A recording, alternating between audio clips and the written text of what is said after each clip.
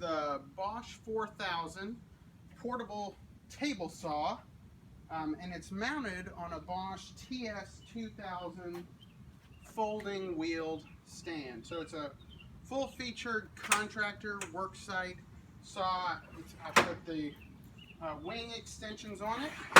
It'll cut a full 48, rip a full 48-inch piece of plywood when you extend. Whoops.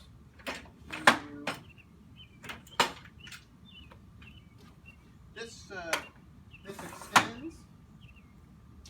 It's got a very accurate fence. I found its fence to be quite accurate. It's got the miter attachment. If you want to use this to make miter type cuts rather than just straight rips. Over here you'll see it's got on saw spare blade storage. It's got a dust bag for collecting dust if you don't want to make a mess. And I'll demonstrate the stand actually folding up. So we can close that. We'll put the fence back on. And you just slide the fence along the gauge to set your rip width.